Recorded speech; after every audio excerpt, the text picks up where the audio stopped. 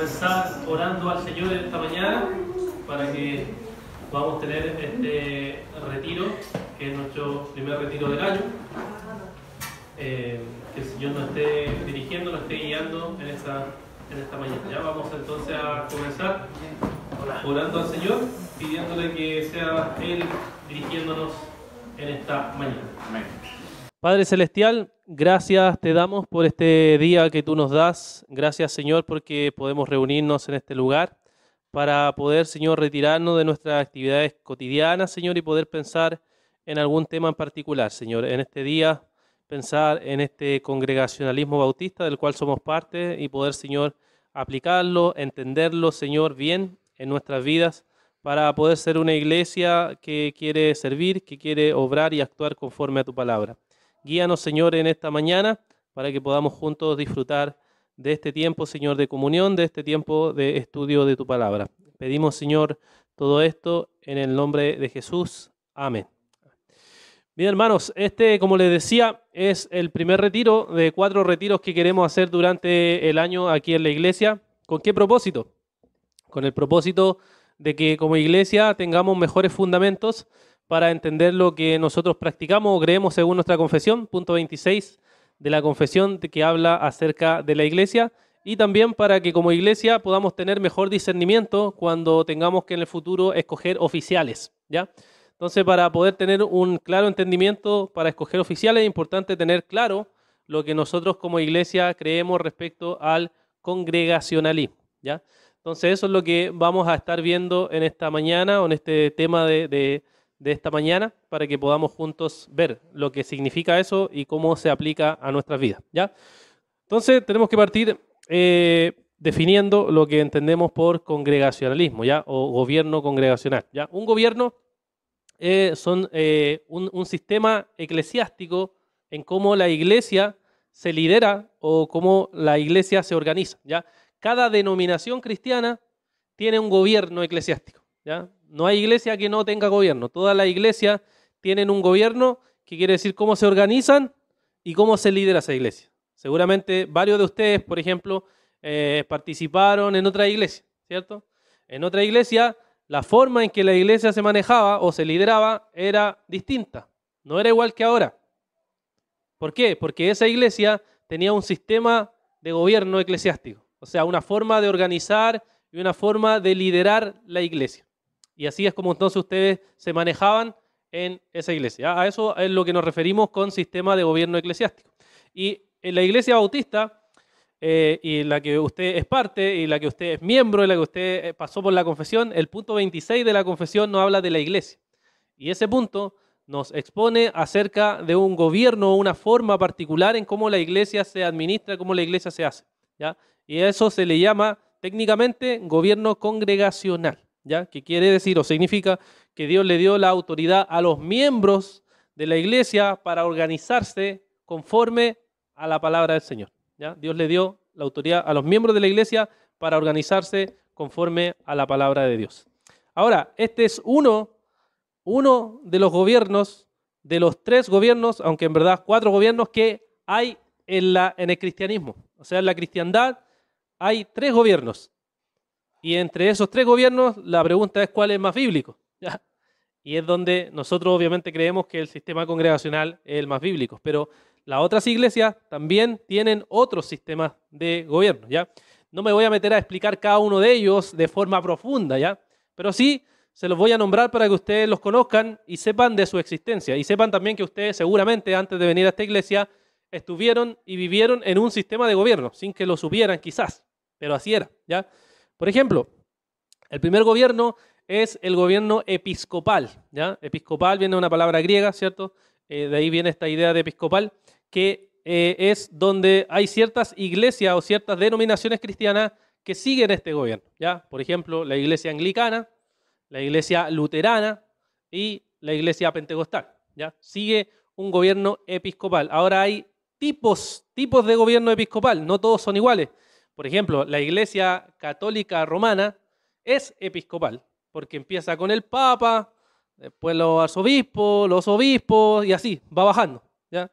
Pero también podríamos decir la iglesia pentecostal es episcopal, ¿Por qué? ¿Cierto? Tiene obispos, después de los obispos vienen los pastores, algunos entre medio hay encargado de obra, ¿cierto? Después viene la iglesia, ¿ya?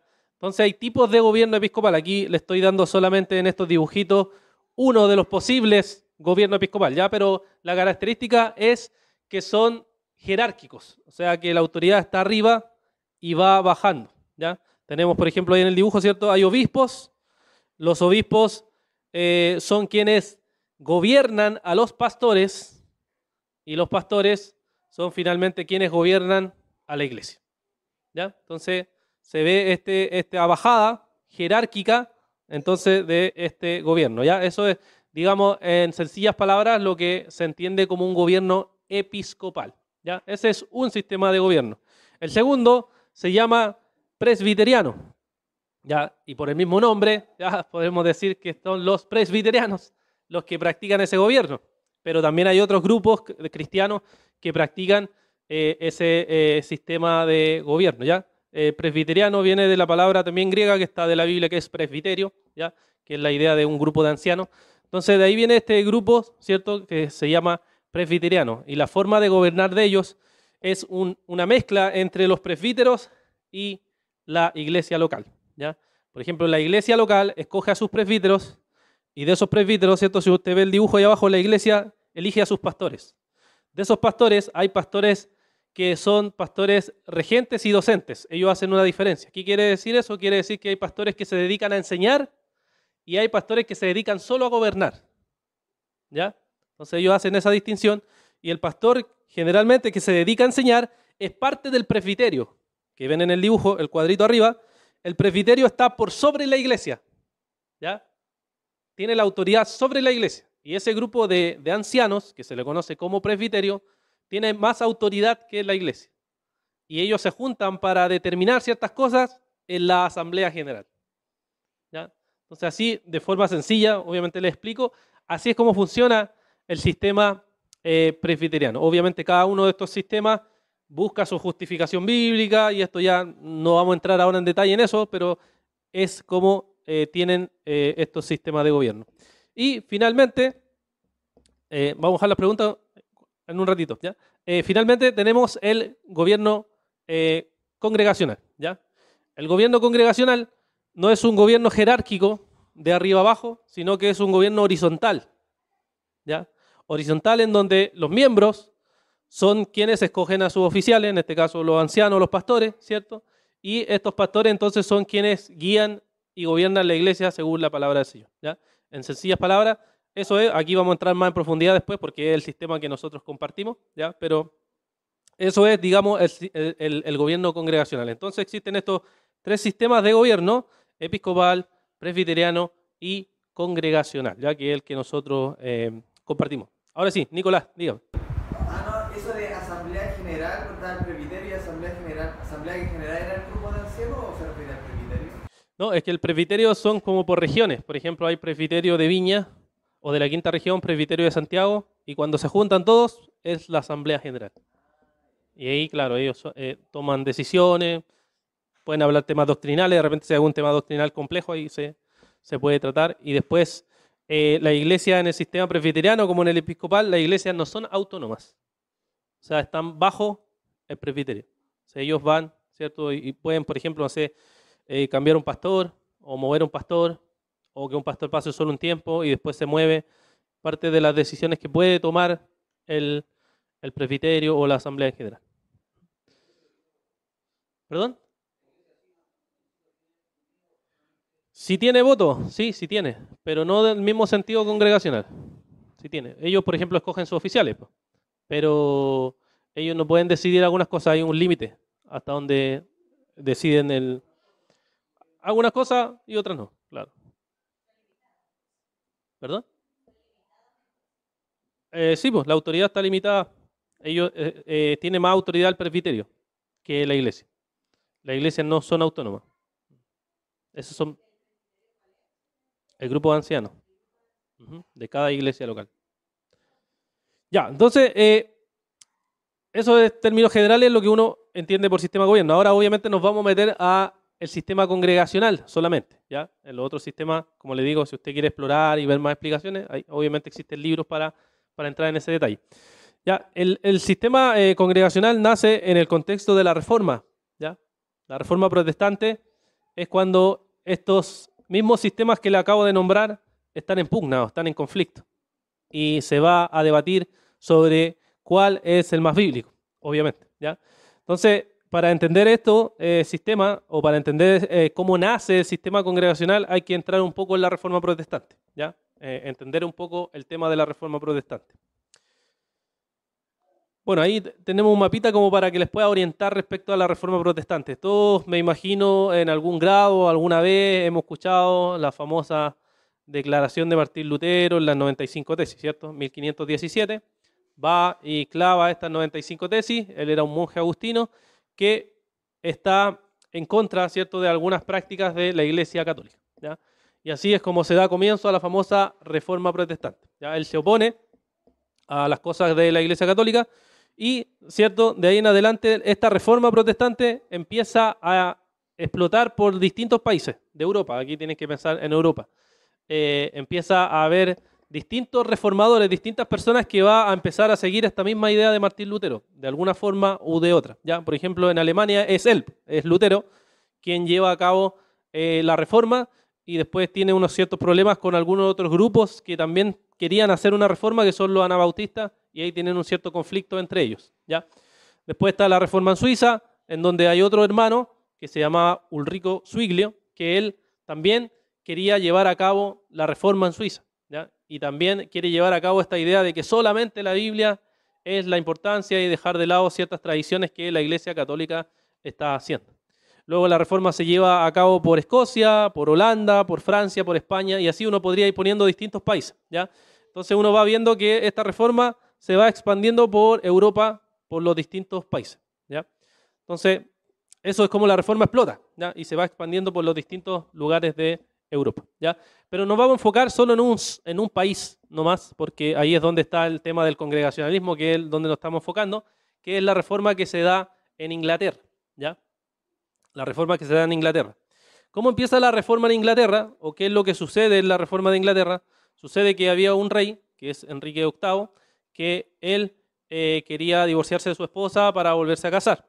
Pero en ese tiempo, ¿cierto?, no se permitía. Bueno, hasta el día de hoy la Iglesia Católica no permite divorciarse y volverse a casar. Es parte de lo que ellos ven como que va contra la Escritura. ¿Ya? Entonces, ellos lo que hacen finalmente es separarse de la Iglesia Católica y, ¿cierto?, después puede volver separarse de su esposa y volver a casarse. ¿Ya? Y de ahí empieza a formarse lo que se conoce como la Iglesia de Inglaterra, que hoy en día se conoce como la Iglesia Anglicana. ¿Ya?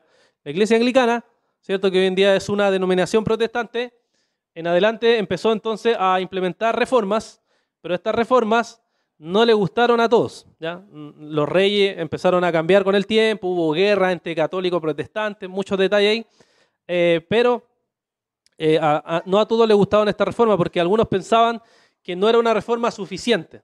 O sea que sí, ciertamente se alejaron de los católicos, pero hay cosas que todavía no han cambiado lo suficiente. ¿Ya? Y ahí aparecieron entonces un grupo de anglicanos que se conocen o se llaman los puritanos. ¿Ya? Puritanos se llaman así porque lo que ellos querían hacer era purificar la iglesia. ¿Ya? De ahí viene la idea de puritano. ¿Ya? Si viene el cuadrito abajo, ¿cierto?, está entonces la reforma de Inglaterra, los anglicanos, y una flechita hacia el lado que habla de los puritanos. ¿Ya? Esos puritanos son este grupo que quería ir más allá de la reforma que los anglicanos habían hecho. Entonces dijeron, no es suficiente, necesitamos más reforma, ir más profundo. Y ellos se opusieron, no sé, por ejemplo, a que en los cultos la oración fuera leída. No sé si alguna vez usted ha ido a un culto anglicano, pero en el culto anglicano la oración se lee. Las oraciones son leídas y el pueblo lee la oración. ¿Ya? Eso le parecía terrible a los puritanos. No, eso es catolicismo, hay que eliminarlo. ¿Ya? Entonces empezaron a luchar contra eso y finalmente se fueron haciendo esta purificación, según ellos. ¿Ya?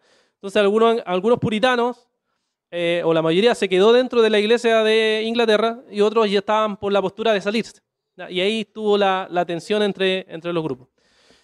Otro grupo que quiso reformar aún más la reforma de Inglaterra fueron los congregacionalistas. ¿Ya? Este grupo, que algunos eran puritanos, otros no, lo que quisieron hacer es decir, ¿saben qué? La forma en que la iglesia se lidera en Inglaterra no está bien. ¿Cuál era la forma? Era episcopal, hasta el día de hoy, episcopal. Entonces, como era una forma episcopal, ellos creían que no era bíblica esa manera de hacer iglesia. Entonces, lo que hicieron es que hicieron todo un estudio de la Biblia y llegaron a la conclusión de que Jesús le había dado la autoridad a la iglesia y no a los obispos para gobernar y liderar la iglesia. Y por eso a ellos se le conoció como congregacionalistas, porque ellos creían que la autoridad o el poder que Cristo había dejado era para la congregación. ¿Ya? Y de ahí el nombre congregacionalistas. Bueno, y aquí está el tema, po. Los bautistas se consideran congregacionalistas. O sea, vienen de esta rama, de este grupo de hermanos que cree que la iglesia es la que debe tener el poder o la autoridad dada por Dios. ¿Ok? Hasta ahora, ¿se entiende? ¿Vamos bien? Si tienen preguntas, adelante, dale, Nico. Igual, no es un tema que me interesa apuntar, pero lo he escuchado mucho ese término y quiero saber qué significa, quién eran los anabautistas. Ya. Los anabautistas es un grupo de gente que sigue la reforma protestante y ellos, en el mismo grupo anabautista, hay muchas como grupos, subgrupos, no es como un solo grupo, son subgrupos. Por ejemplo, había un grupo que creía que para traer el reino de Dios había que hacer guerra, pelear, por la espada había que traer el reino de Dios. Y hubo una rebelión en Alemania de un caballero que se llama Thomas Mützer, el cual dijo, vamos a traer el reino de Dios por la espada. Entonces hubo guerra y hubo asesinato y muerte, todo porque supuestamente iba a venir el reino de Dios. Entonces Martín Lutero, por ejemplo, él dijo, a esa gente hay que matarla, porque está haciendo daño. Entonces el apodo anabautista era un apodo negativo, porque pensaban que todos eran igual. Pero por ejemplo, había otro grupo de anabautistas en Suiza. Ellos eran pacifistas. Ellos creían y decían, no tenemos que usar las armas. No está bien hacer eso. Y ellos fueron los que pelearon un poco con un reformador en Suiza y discutieron sobre si el bautismo era bíblico o no. ¿Ya? Pelearon sobre si el bautismo de niños era bíblico o no. Entonces los anabautistas es un grupo diverso, no es como un solo grupo, sino un grupo diverso que quería seguir la reforma protestante, pero quería ir mucho más allá también. Eso es lo que pasó mucho en este tiempo, que era gente que decía, sí, vamos a enseñar la escritura y tenemos que abandonar todo lo antiguo, y otro decía, no, hay que ser, no todo, sino que hay cosas que están buenas, y ahí se mantuvo. Pero en la Anabautista generalmente se consideraba un grupo más radical. ¿Ya? Ese es el nombre de Anabautista. Hay un libro bien gordito que explica esto, que te resumo en poquitas palabras. ¿Ya? Ahí después, si quieres, te lo envío. Ya, ¿alguien más tiene alguna otra duda? Nadie, ¿sí?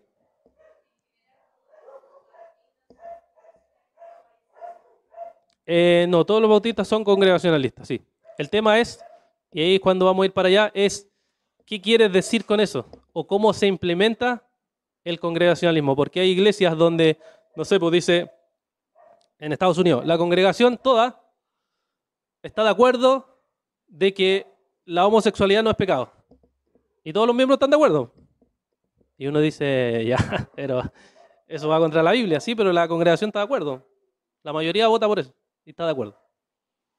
Entonces ahí tenemos un problema porque ¿qué es congregacionalismo? O sea, congregacionalismo es que entonces toda la iglesia, si se pone de acuerdo en algo, aunque sea anticristiano, ¿está bien? ¿Me entiendes? Por eso ahí es donde caemos en ese problema. Y también aquí como iglesia podríamos a futuro caer en ese problema. Por ejemplo, ¿qué vamos a acudir o vamos a votar o acordar ciertas cosas que están contra la Escritura? Entonces ese es como el tema. Por eso es importante entender bien qué es congregacionalismo, cómo se aplica y cómo se administra a través del tiempo. ¿Otra duda? Ya, avanzo entonces. Intento ir lento porque sé que esto de historia es un poquito denso a veces, pero es para poder comprender un poco el cuadro que hay sobre el congregacionalismo. Ya, los congregacionalismos, si uno lo pone en nombres, en personas, es más o menos así. El primero que empezó a estudiar este tema y a decir, ¿saben qué? Parece que la Biblia no nos dice que los obispos son quien gobierna. Fue Robert Brown, así se llama, Robert Brown. Ustedes lo pueden googlear ahí después si quieren leer más de la vida de él. ¿Ya? Robert Brown entonces empezó a estudiar la Escritura, salió de la Iglesia Católica, se volvió protestante, empezó a estudiar la Biblia y dijo, creo que esto no está bien, ¿ya? O sea, estas cosas que están diciendo no están bien. Entonces él llegó a la conclusión de que el poder o la autoridad de Jesús está en los miembros. Ahora, finalmente, después Robert Brown terminó siendo anglicano, pero esa es otra historia, ¿ya? Ya, son los cambios que pasaban en el momento, ¿ya? Pero él, Robert Brown, empezó con esto. Pero él no siguió hasta el final, pues, sino que después como que abandonó. Hizo el estudio, llegó a una conclusión, escribió un libro incluso, y después terminó anglicano, ¿ya? Pero el que desarrolló esto, o sea, el que puso las bases teológicas de esto, fue John Cotton, se llama. John Cotton, ¿ya? Él era un congregacionalista de la época, el cual escribió un libro, Las llaves del reino, y este libro lo que él hacía era desarrollar esta idea del congregacionalismo, ¿ya? Entonces él como que puso las bases, estudió, dijo, ya mira, estos pasajes de la Biblia, tú los tomas, los explicas, y así tú llegas a la conclusión de que esto sí es bíblico. Y esto es lo que debe hacerse con el congregacionalismo y cómo debe aplicarse correctamente. Entonces este libro de él empezó a dar vuelta en Inglaterra, y le llegó a los presbiterianos, le llegó a los anglicanos, y empezaron a leerlo. Y algunos obviamente dijeron, no, está loco este tipo, pero otros se convencieron. Dijeron, es bíblico. Es cuando usted lee un libro y dice, esto es bíblico. ¿Cierto? Eso le pasó, oh no, si esto está en la Biblia. Y el que se convenció fueron dos famosos antiguamente, ahora no sé si ustedes los conocen, pero eran famosos pastores de la época. Uno es John Owen y el otro es Thomas Goodwin, ¿ya? Son dos puritanos muy famosos que fueron muy importantes para la Reforma también, los cuales al leer este libro dijeron, estos argumentos que plantean aquí son argumentos bíblicos. Y entonces ellos escribieron una confesión para identificarse y decir, nosotros creemos esto, ya que era lo común de ese tiempo. Cuando alguien quería identificarse y decir, nosotros creemos esto, tenía una confesión. Hoy en día, como hemos hablado otras veces, es común que no hayan confesiones, pero antiguamente el cristianismo era muy normal, todos tenían confesiones. Incluso habían hasta confesiones propias, ¿ya? Yo creía mi confesión y esta es mi confesión. Esto es lo que yo creo hasta morir, ¿ya? Se hacía mucho.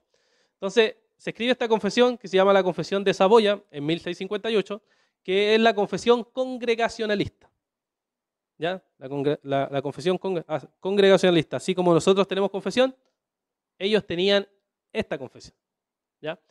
Y esta confesión de Saboya es una confesión que toma de otras confesiones, ¿ya? Que también era muy común antes.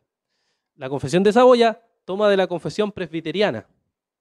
Y la confesión presbiteriana, hasta el día de hoy, es la confesión más importante para los presbiterianos, que se llama la confesión de Westminster, ¿ya?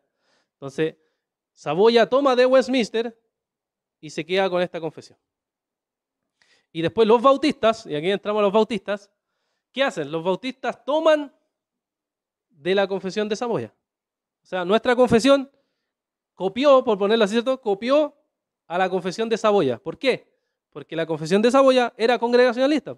Y los bautistas estaban de acuerdo que lo bíblico era el congregacionalismo, ¿ya? Sería más o menos así, siguiendo los globitos, ¿cierto? Está la confesión de Westminster, que es la confesión presbiteriana. Después está la de Saboya, que le copia la estructura a esta primera confesión. Y después los bautistas le copian a la segunda confesión, a esta confesión de Saboya, y finalmente hacen su confesión, ¿ya? Eso era muy común antes, la dependencia de cosas antiguas para llegar a tener su propia confesión, ¿ya? Entonces hacen todo este trabajo y llegan a esta confesión, ¿ya? Entonces, cuando nosotros leemos el punto 26 de nuestra confesión, cuando vemos que la iglesia tiene la autoridad y todo el tema, esto no era nuevo, era algo que ya habían hecho John Owen, bueno, los congregacionalistas. Es algo que ellos ya habían desarrollado anteriormente, y entonces solamente lo que estaban haciendo los bautistas es seguir esa línea, ¿ya? Seguir esa línea. Y de ahí se desarrolla hacia adelante congregacionalismo. Mario, sí, diga. Al copiar, los bautistas, al copiar la confesión, ¿copiaron fielmente o adaptaron algunas cosas? Adaptaron, sí. Sí, porque cuando copian lo que están de acuerdo, lo que está en desacuerdo lo cambia. Por ejemplo, bautismo niño. Pero era muy común en el mundo antiguo copiar lo bueno. Por ejemplo, todas nuestras confesiones copiaron los primeros concilios de la iglesia. Todos. No hay excepción. Todas las confesiones de la época de la Reforma están basadas en el concilio de Nicea, el concilio de Efeso, el concilio de Calcedonia, que son concilios que quizás no han escuchado, pero son muy importantes porque son la base de la fe cristiana. Marcos. ¿Quiénes fueron primero los presbiterianos antes que los bautistas? ¿O los congregacionalistas? ¿Quiénes fueron primero? ¿Fueron primero en existir, dices tú? Sería discutible porque los presbiterianos nacen más en Escocia y los bautistas nacen más en Inglaterra.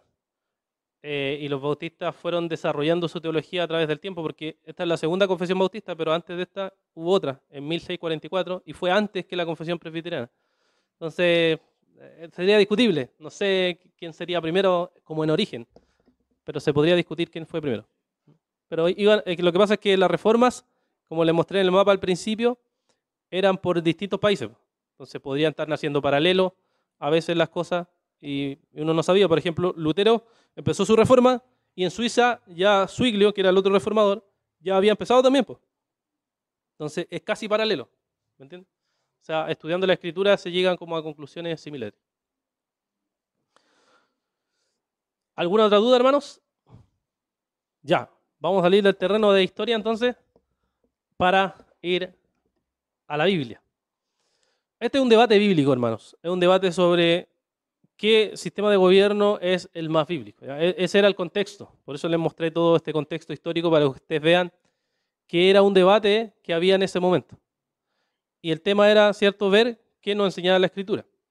Entonces, obviamente, Robert Brown, que empezó con este tema, lo empezó pero no lo terminó y después lo desarrolló, como les dije, John Cotton. Y de ahí lo tomaron los bautistas. Y de ahí los bautistas, por lo menos la línea reformada o calvinista, ¿cierto?, ha seguido esto. ¿Por qué? Porque está en la confesión. Pues en el punto 26 de nuestra confesión está estas verdades que nosotros creemos. ¿Ya? Y el libro de John Cotton, gracias a Dios lo tenemos en español, hace quizá 1 año y medio, 2 años parece que fue traducido. Y este libro se lo recomiendo, obviamente, si pueden leerlo, genial. Es un libro que explica en detalle estas cosas que yo les voy a explicar hoy de forma resumida. ¿Ya? O sea, yo condensé esto, porque puede ser mucho más largo, pero condensé esto, que son finalmente ver los argumentos bíblicos para entender el congregacionalismo. Los argumentos bíblicos para entender el congregacionalismo. ¿Ya? Entonces nos vamos a mover en 4 cosas, ¿ya? Que podemos ver aquí. Vamos a ir viendo pasajes de la Escritura. Vamos a ir moviéndolo sobre, primero, ¿qué son las llaves del reino? ¿Ya? Que es la famosa frase, la llave del reino de los cielos. ¿Quiénes tienen las llaves del reino de los cielos? ¿Qué es la llave de la libertad que tienen los miembros? Y cuarto, ¿qué es la llave de la autoridad que tienen los ancianos? ¿Ya? Ahí es donde nos vamos a mover para poder ver los pasajes. ¿Ya? Así que ahora, si tienen sus Biblias, sería bueno para ir viendo pasajes de la Escritura, ir viendo qué nos dice cada uno de ellos. ¿Ya? Vamos a partir entonces con lo primero, que son las llaves del reino. ¿Ya? Vamos a Apocalipsis capítulo 3, versículo 7. Apocalipsis capítulo 3, versículo 7.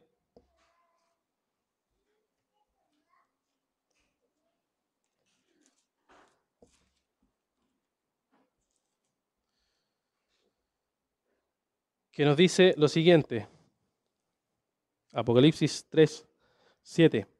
Escribe al ángel de la iglesia en Filadelfia, el santo, el verdadero, el que tiene la llave de David, el que abre y nadie cierra, y cierra y nadie abre, dice esto. ¿Ya? Voy a detenerme ahí, pero ustedes saben que el relato sigue. ¿Ya? Aquí está hablando de Jesús, ¿cierto? Jesús es quien tiene la llave de David. ¿Ya? ¿Por qué les señalo esto? Porque la idea de llaves en el mundo antiguo era una idea de autoridad. El que tiene las llaves tiene la autoridad. Y aquí, como ven, ¿cierto? Si Jesús abre algo, lo abre. Si cierra algo, lo cierra. O sea, nadie puede cambiar eso, porque Él es el Cordero que murió y tiene las llaves. ¿Ya? Entonces, Cristo en sí mismo tiene autoridad. Esa autoridad es representada a través de llaves. ¿Ya? En este caso, la llave de David. ¿Ya? La autoridad que Jesús tiene. ¿Ya? Primero hay que entender eso. ¿Ya? La llave significa autoridad, o correspondía con autoridad en el mundo antiguo. ¿Ya?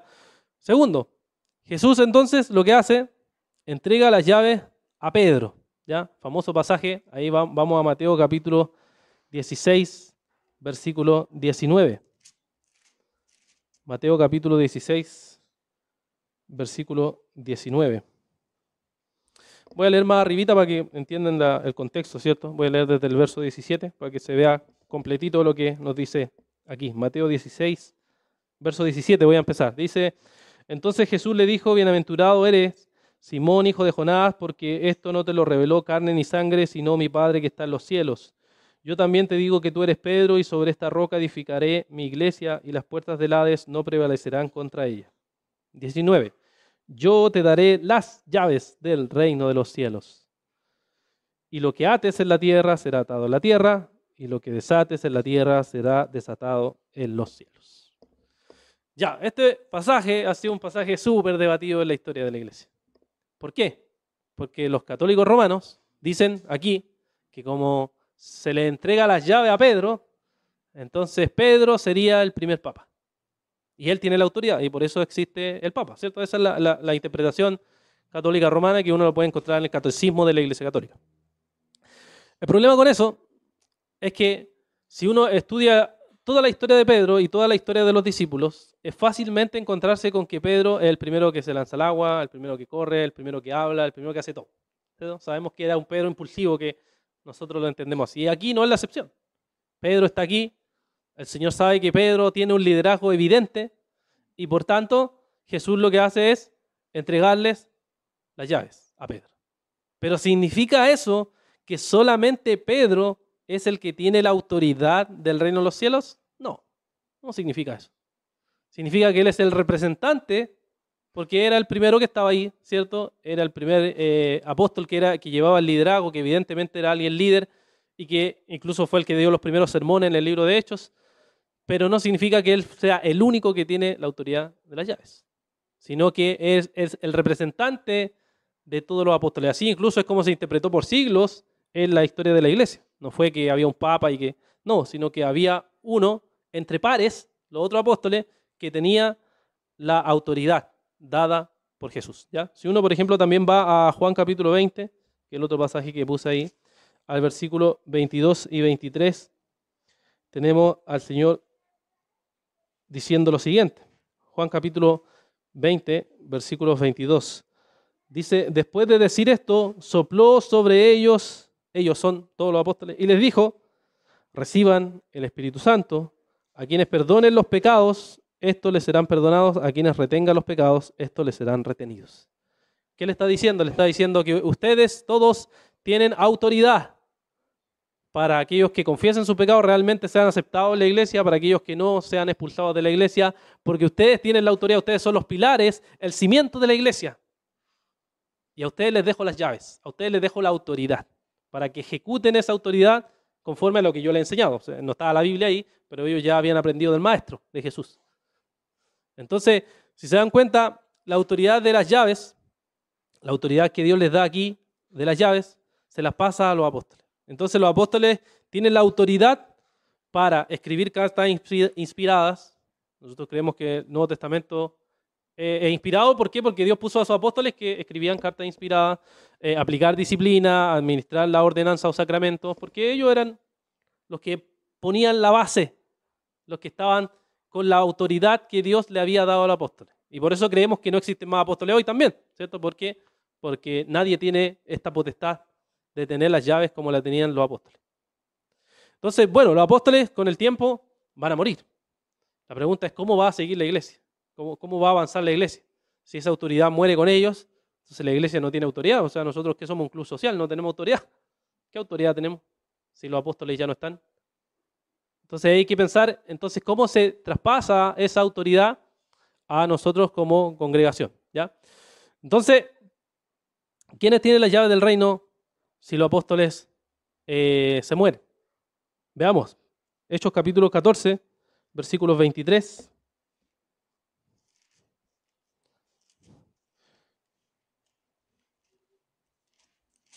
Hechos 14, 23 nos dice lo siguiente. Después que les designaron ancianos en cada iglesia, habiendo orado con ayunos, los encomendaron al Señor en quien habían creído. O sea, los apóstoles mientras estaban vivos, ¿cierto? Lo que hacían era plantar iglesias, y en esas iglesias se establecían ancianos, y esos ancianos se le entregaba autoridad. Ellos tenían autoridad. Por tanto, los apóstoles no se fueron sin dejar las llaves, sin dejar autoridad, sino que traspasaron esa autoridad. ¿A quién? A los ancianos. Los ancianos que iban a gobernar. ¿Ya? Después hay otros pasajes, obviamente, que podemos ver. Entonces los apóstoles no se fueron sin dejar autoridad, sino que dejaron esa autoridad también a los ancianos. ¿Ya? Eso es lo que vemos. Hay como un traspaso de llaves. ¿Ya? Tengo las llaves, le paso las llaves antes de morir. Ahora, no solamente los ancianos, sino que toda la iglesia se le fue entregada también la autoridad de las llaves. Y aquí es donde entrábamos en debate con el otro sistema de gobierno. Recuerden, el otro sistema de gobierno va a decir, los apóstoles le dejaron la autoridad a los obispos, las llaves. O los apóstoles le dejaron la autoridad a los ancianos presbiterianos.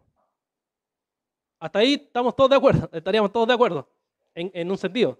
Estamos de acuerdo, porque se le dejó la autoridad a quienes, los oficiales, digamos, ¿cierto? Obispos, pastores, amén.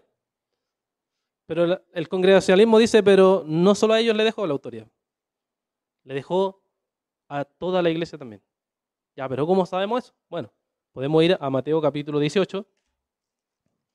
Mateo capítulo 18, versículos 15 hacia adelante. Aquí tenemos el famoso patrón que Jesús nos dejó a toda la iglesia para saber cómo actuar en caso de pecado, de disciplina de alguien, miembro de la iglesia, ¿cierto? Mateo capítulo 18, versículos 15 al 20. ¿Ya? Nos deja un patrón aquí. ¿Ya? ¿Cuál es el patrón? Lo voy a resumir porque me imagino que lo conocemos. Si vemos a alguien en pecado, va a uno de nosotros y confronta a la persona. Si esa persona se arrepiente, ok. Queda en privado nomás. Bien, se arrepintió, reconoció su pecado. Bien. Si esa persona sigue en pecado y no se arrepiente, entonces dice la palabra que hay que traer 2 o 3 testigos para presionarlo y decirle, ¿sabe qué, hermano o hermana? Usted está en pecado, tiene que arrepentirse, tiene que salir de ahí, lo queremos ayudar, arrepiéntase. Ok, si se arrepiente, ok, queda en ese grupo, ¿no? Bien, se arrepintió el hermano, perfecto. Si el hermano o la hermana no admite su pecado, no se arrepiente, entonces nos dice la palabra que, ¿cierto?, hay que traerlo a la iglesia. O sea, va desde lo más privado hasta lo más público, llega a la iglesia, se expone en la iglesia, los miembros de la iglesia y se trata el tema. Entonces ahora toda la iglesia sabe y toda la iglesia puede ir al hermano o a la hermana a decirle que está en pecado. Y finalmente, si es que no se arrepiente, entonces dice que hay que tenerlo como gentil y publicano. O sea, como una persona que no es cristiana. ¿Por qué? Porque no se arrepiente de su pecado. ¿Ya? Eso me imagino que en grado lo conocemos. ¿Ya? Pero fíjese al final del verso 18. ¿Ya? El verso 18 lo que dice. Dice, en verdad le digo que todo lo que ustedes aten en la tierra será atado en el cielo y todo lo que desaten en la tierra será desatado en el cielo.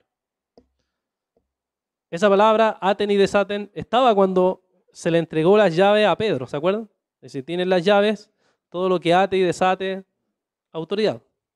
Entonces, cuando uno llega a este pasaje, encuentra la misma palabra, que es lo mismo, la iglesia tiene autoridad. Cuando nosotros en conjunto expulsamos a una persona de aquí, o admitimos a una persona aquí, es porque tenemos autoridad dada de Cristo para hacer eso. Porque se nos entregó la llave, se nos entregó la autoridad para hacer esas cosas porque están conforme a la palabra del Señor.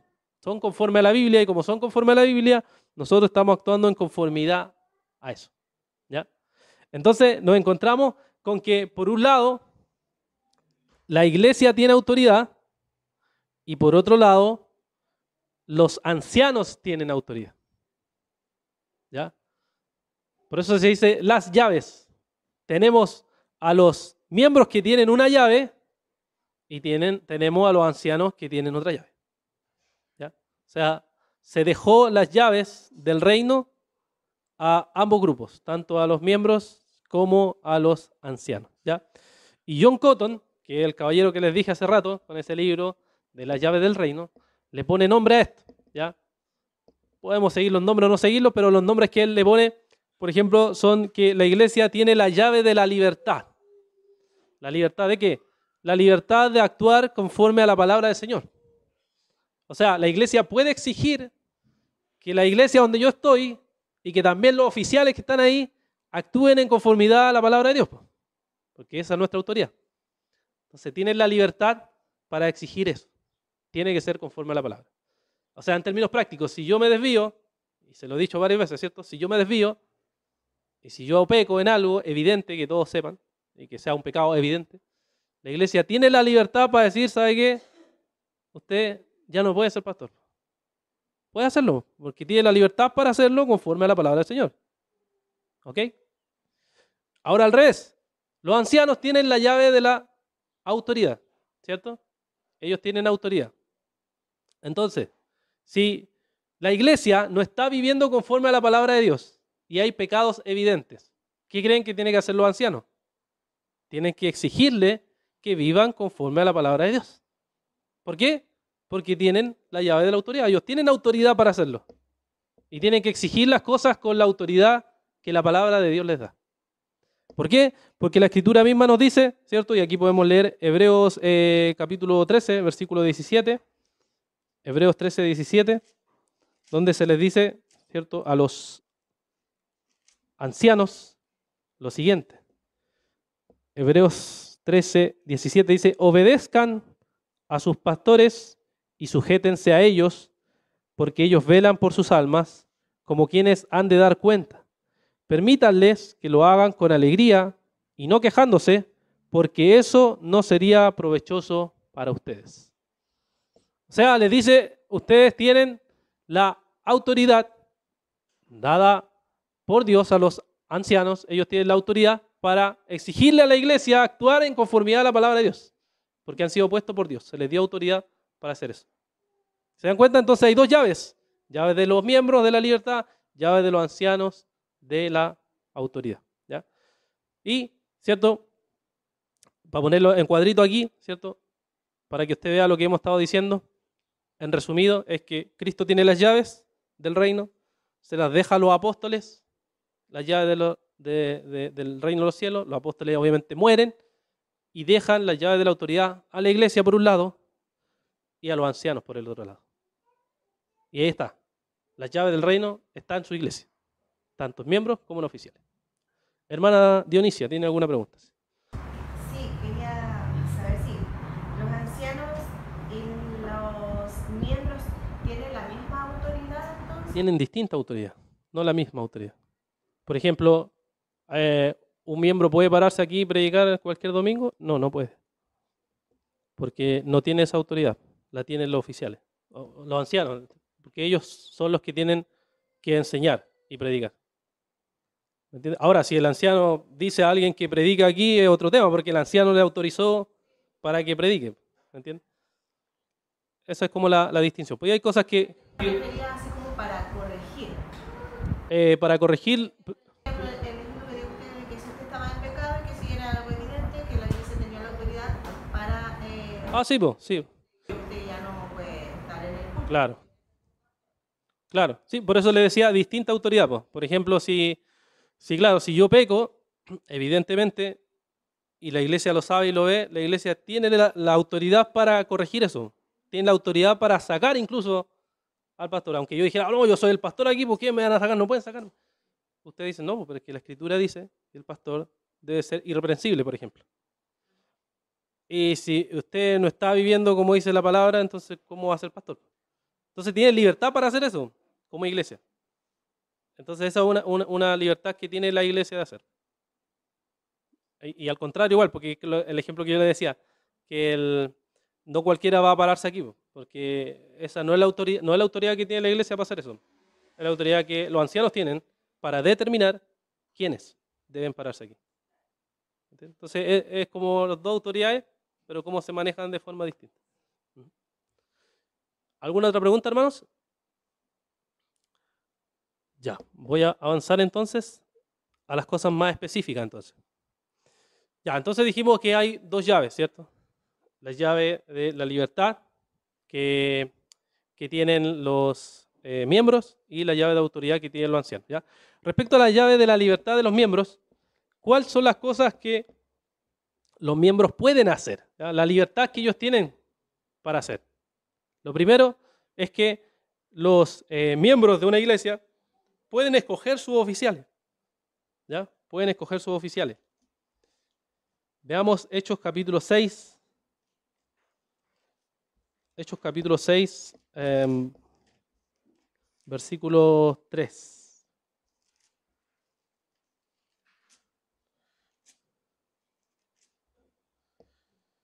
Dice, por tanto, están los apóstoles hablando, por tanto, hermanos, escojan de entre ustedes 7 hombres de buena reputación, llenos del Espíritu Santo y de sabiduría, a quienes podamos encargar esta tarea. ¿Cuál era la tarea? ¿Cierto? Repartir a las viudas en esa necesidad.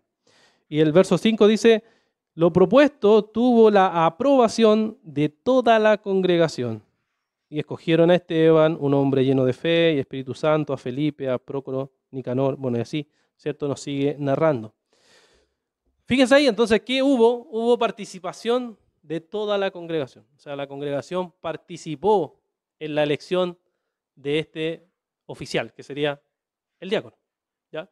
Entonces, hay un acuerdo como iglesia que la iglesia cuando quiere escoger oficiales, tiene que escoger oficiales. Ahora, la elección de oficiales no es cualquier elección que yo hago como quiera, sino que dice ciertas características nos pide aquí. Y también en Timoteo, ¿cierto? Estos hombres deben tener ciertas características que la iglesia ve y que es conforme a la palabra del Señor. Y así es como ellos tienen la libertad de escoger oficiales. Lo mismo en el caso de ancianos. Si queremos escoger ancianos en la iglesia, tenemos que ver los requisitos de la palabra del Señor y a partir de esos requisitos, entonces escogemos ancianos. ¿Ya? Y ese ejercicio lo vamos a hacer en los próximos retiros, que es la idea que yo les dije, ¿no? Vamos a ir viendo requisito por requisito para que tengan herramientas claras para saber escoger oficiales en la iglesia. ¿Ya? Pero eso es una de las cosas que se puede hacer. ¿Ya? Segunda cosa que tienen libertad de hacer los miembros de la iglesia. Pueden admitir o pueden rechazar miembros de la iglesia. ¿Ya? ¿Por qué? Porque en la teología congregacional lo que se dice o lo que se cree es que las personas que entran a ser miembros de la iglesia son personas creyentes. Personas que evidentemente para nosotros, que votamos por la persona para entrar, son creyentes. Porque si no fueran creyentes, no tiene sentido que sean parte de una congregación que es creyente, que va a razonar a partir de la Biblia. Entonces la iglesia tiene la libertad de admitir aspirantes a miembros, pero tiene la libertad también de rechazar, si es que no están viviendo conforme a la palabra del Señor, si es que no se ve que sean verdaderamente cristianos. ¿Ya? Y aquí obviamente uno puede usar el pasaje de Mateo, capítulo 7, versículos 24 hacia adelante, 21 hacia adelante, donde dice el Señor, ¿cierto? Hay muchas más cosas ahí en verdad, pero solo tomando este pasaje, no todo el que me dice Señor, Señor, entrará en el reino de los cielos, sino que el que hace la voluntad de mi Padre que está en los cielos. Muchos me dirán en aquel día, Señor, Señor, no profetizamos en tu nombre y en tu nombre echamos fuera demonios y en tu nombre hicimos muchos milagros. Entonces les declararé, jamás los conocí, apártense de mí los que practican la iniquidad. ¿Ya? Ahí en ese pasaje lo que Jesús está enseñando es que los cristianos tenemos que tener cierto criterio para poder reconocer a los falsos profetas. Pero esto obviamente aplicado a los miembros es que nosotros tenemos que tener ciertos criterios para saber si verdaderamente la gente, la persona que está aspirando a ser parte de la iglesia es creyente o no es creyente. ¿Ya? Entonces para eso necesitamos saber si debemos ver en la persona si es o no es verdadero creyente. El tercero es el proceso de disciplina, ¿ya? Que íbamos a ver el pasaje de Mateo. Antes, hermano Marcos, sí, tiene una consulta. Tengo una duda. Se habla del tema de la autoridad que tiene la iglesia para hacer ciertas cosas. Bueno, dentro de esa es admitir o rechazar a un aspirante a miembro. Pero se menciona de que, o sea, uno tiene toda la autoridad para poder decir a ese aspirante a ser miembro, tú no eres creyente. Porque siempre he escuchado como que uno tiene que tener cierto temor o tiene que tener cierta prudencia para poder decir quién es y quién no es creyente. Pero hablando de esa autoridad, o sea, uno puede decir a ese aspirante a miembro, tú no eres creyente, por eso yo te rechazo para que tú puedas ingresar a la membresía. Puedes decirle, pero depende de la forma en que tú lo digas, po. Personalmente. personalmente, sino que pensarlo. A eso es a lo que me refiero, de decir, no, yo en realidad rechazo el que encuentro que no es creyente. O sea, así de tajante es la autoridad que Dios da a la iglesia. Sí, porque por ejemplo tú tienes que reconocer también si hay falsos maestros, falsos profetas, y así de tajante tienes que ser con los falsos maestros y decir, ¿sabe qué? Usted, por ejemplo, suponte que yo enseño la palabra todo el tiempo y de repente se descubre que, no sé, yo robaba plata en la iglesia. Bueno, yo diría, no es creyente. Porque ¿cómo hace creyente? Ahora, podría uno hacer un matiz ahí, sí, podría también hacerlo. Ah, quizás pecó, se dejó llevar por el pecado y se desvió. Pero a la luz de lo que yo veo, podría concluir que no es creyente. Lo mismo podría hacerse con un hermano. Ah, ya puede ser que tú quizás pecaste y te alejaste y podría ser que no eres creyente.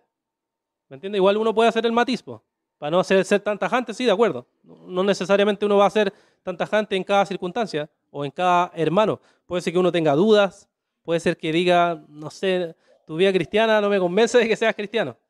Pero ahí está haciendo matiz, no está haciendo así como tan radical. ¿Me entiendes? Entonces, se puede pensar, sí, pero siempre considerando, como tú decías, con temor, con cuidado, que tampoco así estés todos los días así viendo por la calle o por la iglesia, no es creyente, no es creyente. Claro, así ya uno estaría actuando más farisaicamente. Entonces, igual, ciertamente uno puede llegar a esa conclusión, pero no llega a esa conclusión de forma superficial, así tan rápido, sino que necesitas conocer, saber la profundidad de la persona. Por eso acá pedimos, por ejemplo, que nos cuente de dónde viene, cuál es su trasfondo, porque igual nos explica ciertas cosas o ciertas conductas que los hermanos tienen o por qué practican ciertas cosas. Sí, porque o sea, la autoridad que Dios da a la iglesia es una responsabilidad súper grande. Ah, sí, pues claro. Porque, por ejemplo, uno cuando está en un proceso de admitir a un aspirante a miembro, muchas veces uno no lo conoce en profundidad. Sí. Y por varias X motivos. Sí, por eso. Y ahí, claro, uno está con la reflexión, ¿será? ¿No será? Pues igual es una responsabilidad súper. Sí, pues, sí, es parte de la responsabilidad de ser miembro de una iglesia, se supone. También me puedo equivocar y decir, no, en realidad yo encuentro que, no sé, por esto otro, tengo dudas de que sea creyente, pero a lo mejor es creyente.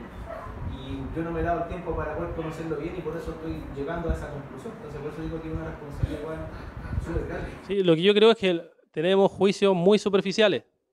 No solo de admisión de miembros, sino que entre los mismos miembros tenemos juicios muy superficiales a veces de cosas que no entendemos más allá, pues el trasfondo, el por qué es, el por qué pasa. Y eso hay que hacer el ejercicio, pues. Hay que tratar de entender, saber por qué. No necesariamente como condenar inmediatamente algo. Mario, sí. Sí, yo creo que apuntando a lo que con personas, estoy de acuerdo. Yo creo que va a depender también como dice la palabra del Señor, por los frutos los conoceréis. Yo creo que eso es un punto muy importante con relación a la autoridad de la iglesia. Como dice el hermano Marco, es un tema bastante delicado en el sentido que la iglesia tenga esa autoridad. Si podemos también equivocarnos, ¿no es cierto?, por el curso que podamos hacer, por no conocer a la persona, no tener la evidencia realmente si es un cristiano o no. Cosa que se entiende que el aspirante debe tener un tiempo dentro de la iglesia y la iglesia también tiene que ayudar y colaborar también en discernir lo que está sucediendo en el corazón de la persona. Entonces, por los frutos los conoceréis. Entonces, yo creo que una persona en evidencia que no es cristiana se nota. La verdad se nota si es fiel en la iglesia, viene constantemente, o si es una persona tosca, ¿no es cierto?, apática, a lo mejor se enoja por todo. Claro, ahí podríamos ver también que podemos tener una duda con respecto a si ha sido una nueva criatura en Cristo Jesús. Yo creo que va también por los frutos. Sí, ahora hay que ser conscientes, hermanos, o sea, nos vamos a equivocar. Eso va a pasar. Yo como pastor me equivoco, ustedes se van a equivocar, eso va a pasar. Incluso hay datos de la historia que uno puede ver. Por ejemplo, el grupo que les nombré hace rato, los puritanos. La crítica que se le hace a ellos es que eran muy cerrados en la membresía. Entonces eso impedía el crecimiento. Eran puros, por supuesto, pero no había mucho crecimiento. Y después se extinguieron después de 100 años. ¿Por qué? Más o menos 100 años. ¿Por qué? Porque dicen que eran muy cerradas las puertas de entrada. Entonces, claro, uno ahí tiene que matizar y ver bien si está poniendo requisitos bíblicos, quizás estás poniendo cosas extra, como alguna vez se discutió aquí entre los miembros sobre si las personas que entran a la membresía deberían ser maduras. No necesariamente. Tenéis la iglesia de Corintios, donde tenemos de todo, y eran parte de la membresía.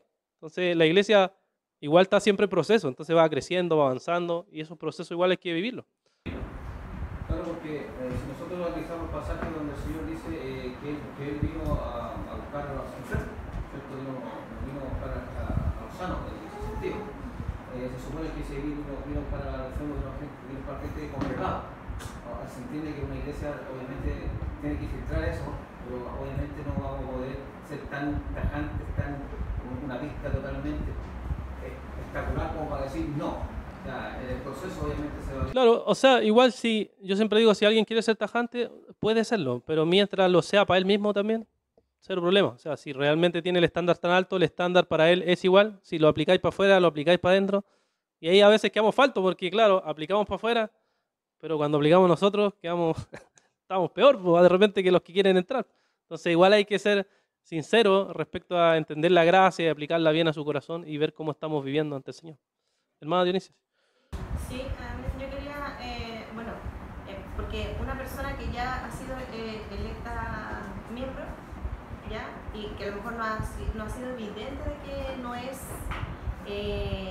convertido o realmente ha nacido de nuevo, si no hay una evidencia, yo creo que igual eso se va a ir viendo en el tiempo, y en el tiempo la iglesia también va a tener la autoridad para corregir y que a lo mejor la persona se arrepienta, porque en el tiempo a lo mejor puede adulterar, puede robar, puede, no sé, hacer cualquier cosa, robar, no sé, mentir, entonces, o ser agresivo, no sé, pero creo que la iglesia ahí también tiene la autoridad para poder discernir, o sea, ya corregir o llamar al terreno y realmente ver si es que hay un cambio o una disposición de esa persona que está en pecado o que realmente ha mostrado que no es un cristiano.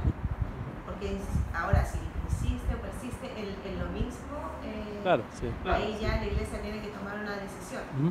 Sí, por eso es importante respetar los procesos. Las personas llegan aquí, llegan a la iglesia y después se les espera que participen para conocerlo. Eso es lo que hago yo, pues espero un tiempo que participen.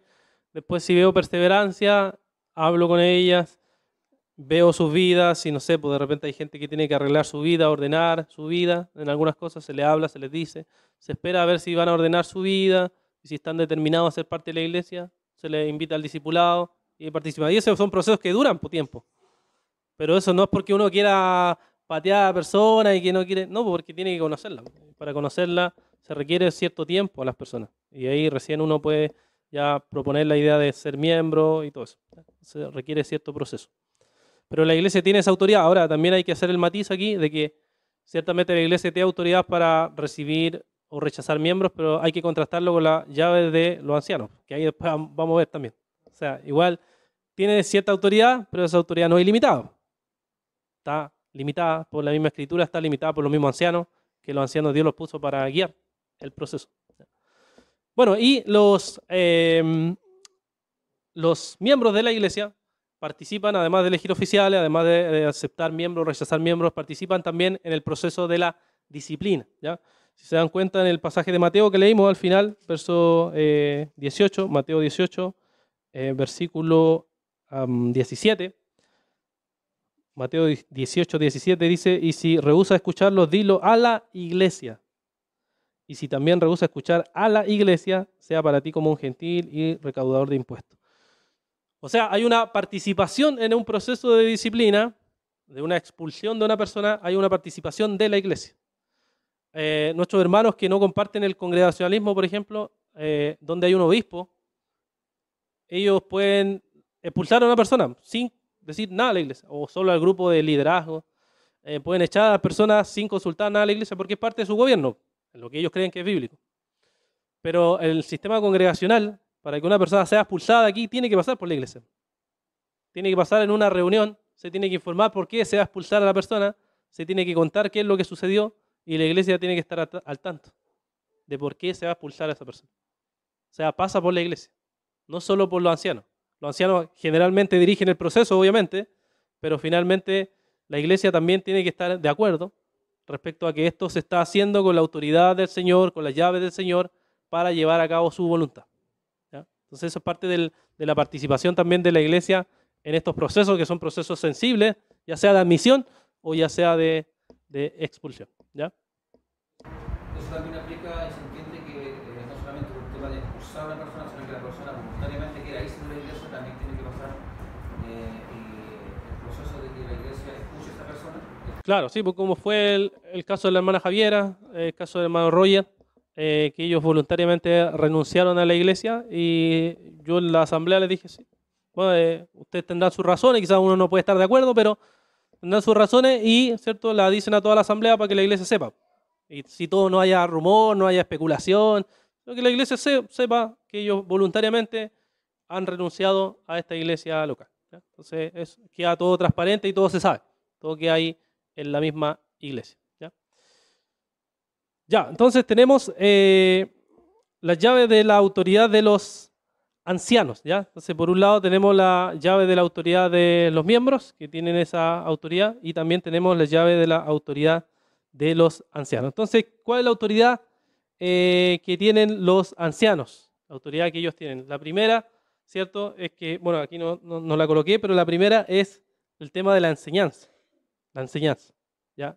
Los ancianos son quienes deben predicar y enseñar. Ahí el ejemplo que le da a mi hermana Dionisia, que no puede cualquiera pararse aquí a predicar o a enseñar, sino que quienes son los ancianos. Hay un pasaje, por ejemplo, en 1 Timoteo capítulo 5, versículo 17, que nos dice lo siguiente. 1 Timoteo 5, 17 dice: los ancianos que gobiernan bien sean considerados dignos de doble honor, principalmente los que trabajan en la predicación y en la enseñanza. ¿Ya? Y ahí dice después el tema del bozal, no poner bozal al buey que trilla. ¿Ya? Entonces tenemos estos ancianos que lo que ellos hacen es predicar, enseñar, gobiernan. Esos es la autoridad que ellos tienen, la autoridad que ellos ejecutan y establecen en la iglesia. Nadie puede llevar a cabo esa autoridad de los miembros, sino solamente los ancianos. ¿Ya? Segundo, la autoridad que tienen los ancianos para ordenar a los oficiales, ya sean ancianos o ya sean diáconos. Tenemos ahí 1 Timoteo capítulo 4, versículo 14.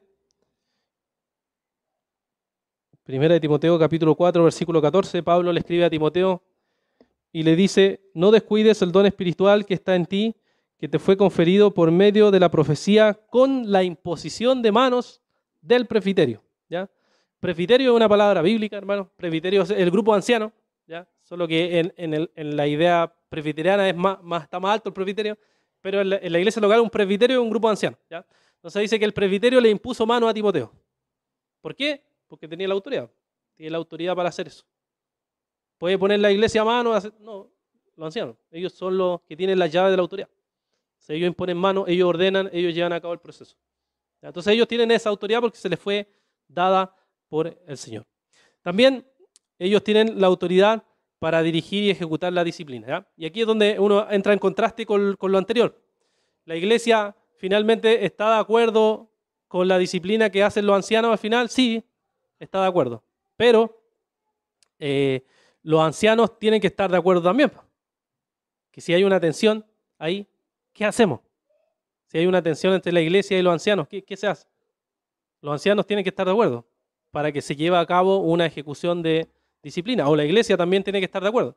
¿Se dan cuenta? Ahí se trabaja en conjunto. Ambos participan y ambos tienen responsabilidad para llevar a cabo la disciplina. Sí. En ese punto, por poner un ejemplo, en el caso de que la iglesia, hago un ejemplo, hay tres pastores y hay tres pastores en la iglesia y la congregación son de 100 miembros. 70 miembros dicen que no se debe expulsar al hermano. Tenemos 70 miembros que están diciendo que no se debe expulsar y tenemos tres pastores que dicen que se debe expulsar. ¿Qué sucede ahí? Pueden suceder varias cosas. Pues. Primero habría que preguntarle a los hermanos que no están de acuerdo que den sus razones. Segundo, si esas razones son bíblicas, debería pensarse nuevamente. Detenerse y decir, ya, esperemos la próxima asamblea.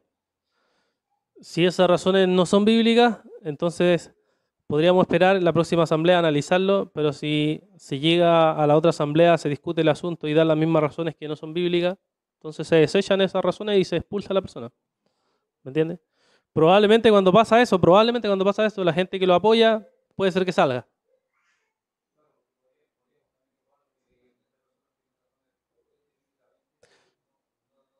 Por eso, claro, habría que escuchar las razones. Si las razones son bíblicas y potentes, como tú dices, y son ancianos, van obviamente a decir, sí, está en la Biblia. Sí, tiene razón. Sí, entonces nos detenemos y decimos, ya, veamos bien, quizás puede ser que estemos equivocados. Pero analicemos los pasajes que ustedes dicen. También se puede recurrir a los grupos de la otra iglesia, que antiguamente, claro, se llamaba los sínodos, que hay, como hoy, pues hay iglesia de la cual nosotros estamos unidos, entonces buscamos consejo en ellos y podemos traer a esos pastores y decir, ya, estos son pastores neutros, ¿ustedes qué opinan del caso? Y dicen, ¿saben qué? No tienen razón lo que dicen los ancianos. Okay. No, está aplicado bien la escritura. Porque eso también está en la confesión, en el punto 26, en la última sección, creo que es la 10. Dice cuando hay problemas de procesos disciplinarios o cosas por el estilo que no se pueden resolver en la iglesia, lo más sabio es recurrir a alguien de afuera. O sea, la iglesia bautista somos autónomas no significa que no necesitemos consejo, porque todos podemos equivocarnos y necesitamos sabiduría. Entonces buscamos consejo, buscamos asesoramiento también en otros pastores para poder tener mayor claridad sobre algún tema en el cual quizás no estamos bien, no estamos claros, ¿ya? Bueno, y los miembros también los pastores también tienen la autoridad para exhortar a los hermanos que están en pecado, ¿ya? O sea, para acercarse, si ellos evidentemente ven a un hermano que está en pecado, entonces los pastores se pueden acercar y exhortarlo, ¿ya? Aquí, por ejemplo, tengo Segunda de Tesalonicenses, capítulo 3, Segunda de Tesalonicenses, capítulo 3, versículo 6 hacia adelante, el apóstol aquí dice lo siguiente, Segunda de Tesalonicenses 3, verso 6. Ahora bien, hermanos, les mandamos en el nombre de nuestro Señor Jesucristo que se aparten de todo hermano que ande desordenadamente y no según la doctrina que ustedes recibieron de nosotros. Pues ustedes mismos saben cómo deben seguir nuestro ejemplo, porque no obramos de manera indisciplinada entre ustedes, ni comimos de balde el pan de nadie, sino que con dificultad y fatiga trabajamos día y noche a fin de no ser carga a ninguno de ustedes. No porque no tengamos derecho a ello, sino que ofrecernos como modelo a ustedes a fin de que sigan nuestro ejemplo. Porque aun cuando estábamos con ustedes, le ordenábamos esto: si alguno no quiere trabajar, que tampoco coma. Porque oímos que algunos de entre ustedes andan desordenadamente sin trabajar, pero andan metiéndose en todo. A tales personas le ordenamos y exhortábamos en el Señor Jesús que trabajando tranquilamente coman el propio pan, ¿ya? Entonces ahí lo que Pablo les dice: miren, si hay hermanos desordenados aquí que no trabajan, que son perezosos, que son flojos, apártense de ellos. O sea, hay una exhortación y esta exhortación los mismos ancianos pueden darla también. Si hay algún hermano en pecado, los ancianos pueden directamente acercarse al miembro y decirle: ¿sabe qué, hermano? ¿Por qué estás haciendo esto? ¿Qué estás haciendo aquello? ¿Por qué? Porque tiene la autoridad dada de Dios para ir, ¿cierto? Y exhortar a cualquiera de sus miembros de la iglesia, ¿ya? Entonces tienen esa autoridad dada por el Señor. Bien, entonces, esta figurita, si ustedes se ponen a mirar la figurita de la foto de la llave del reino de John Cotton, tiene un significado. La fotito que está ahí no es porque sí, sino que tiene un significado. Si se dan cuenta, son dos llaves, ¿cierto? Dos llaves que se cruzan. Al medio hay una C. ¿Ya? Esa C es Cristo. Cristo es el autor o el que tiene las llaves. Él tiene la autoridad total, plena, es Cristo, es el Señor. Pero esa autoridad se le dio a los apóstoles. Hay una A chiquitita, no sé si la ven ahí, está muy lejos quizás. Hay una A chiquitita al medio de las llaves, ¿cierto? Son los apóstoles. A ellos se le entregó, ¿se acuerdan que les dije? Se le entregó las llaves y se le entregó la autoridad ahí a los apóstoles, ¿ya? Y después tenemos una P. La P son los presbíteros, ¿ya? Acuérdense que pastores tiene varios sinónimos. Sé que a algunos hermanos les cuesta eso, pero tiene varios sinónimos pastores, que es ancianos, presbíteros, pastores, ¿ya? Presbíteros y pastores, ¿ya?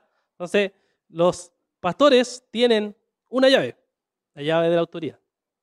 Y después la E es eclesía, que es la palabra griega para iglesia, y significa que otra llave la tiene la iglesia, ¿ya? Y está cruzada porque para llevar a cabo la voluntad de Dios, finalmente las dos llaves deben actuar en armonía, en conjunto, para llevar a cabo la voluntad de Dios. ¿Ya?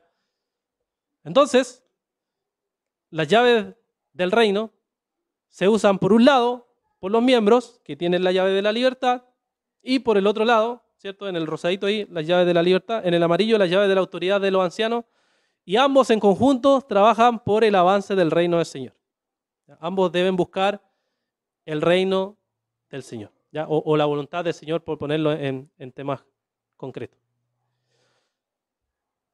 ¿Qué podemos concluir, hermanos? Podemos concluir de esto lo siguiente. Y hay un mito muy fuerte fuera de la Iglesia Bautista, pero también dentro de la Iglesia Bautista, que dice que el congregacionalismo es democracia. No, hermanos, no es democracia. La democracia es un sistema político fuera de la Iglesia que tiene cierta influencia religiosas, pero la Iglesia Bautista no es demócrata, porque como vimos, la democracia es 50+1, y aquí hay dos llaves que deben actuar conforme a la Escritura y actúan unidas. ¿Ya? Entonces no es lo mismo. No podemos compararlo a que es una democracia. No es una democracia. Porque es muy común que van a decir eso. Ah, sí.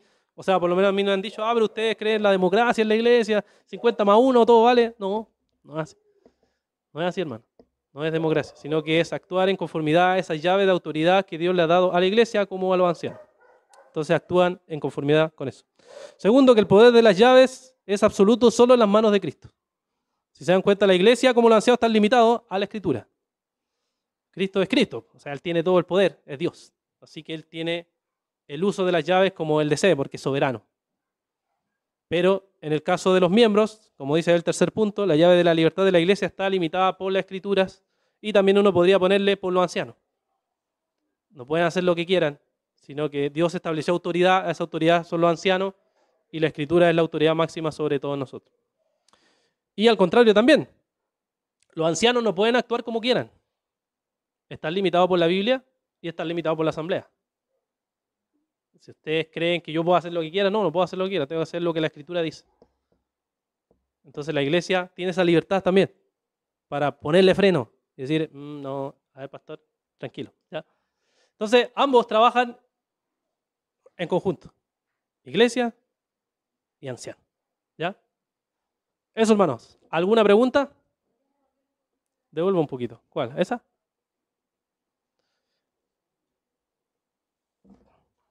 Me tardé menos tiempo de lo que pensaba, hermano. Eso es bueno, porque vamos a poder ponerlo en práctica. ¿Alguna pregunta? Dios no se equivocó al hacerlo de esa manera, ¿no? Y como se puede ver, los encadenó a ambos con el firme fin de que ganara por encima de todo lo que es Cristo. Eso es lo que, bueno, dicen, entiendo la conclusión que está allí. Amén, pues. Sí, pues, para que nadie se fuera con los tarros, como se dice en Chile.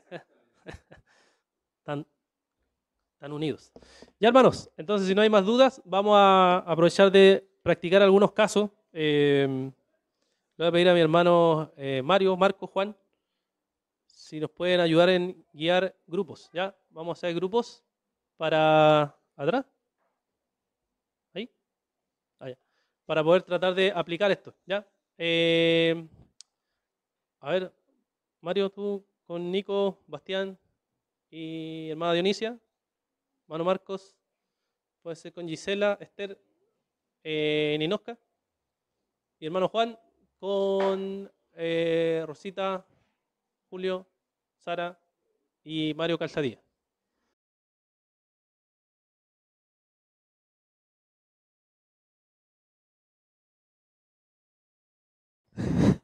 Ya, voy a leer el caso número 3. Dice, un matrimonio de la iglesia en la cual ambos son miembros ha caído en adulterio y han decidido divorciarse. Los ancianos de la iglesia están de acuerdo con la decisión, pero la mayoría de los miembros sostienen que divorciarse es pecado, por tanto ambos deben ser expulsados como miembros. Bueno, razonamos varias posturas con respecto a este tema. Bueno, lo primero que vemos de que los ancianos están de acuerdo con que este matrimonio que ha adulterado se divorcie. Y lo segundo vemos de que o sea, uno asume automáticamente de que los ancianos tienen la postura de que si ellos aceptan el divorcio es porque la causal para poder divorciarse hay varias, pero una es el tema del adulterio. Pero los miembros dicen de que divorciarse es pecado, por tanto ambos deben ser expulsados como miembros.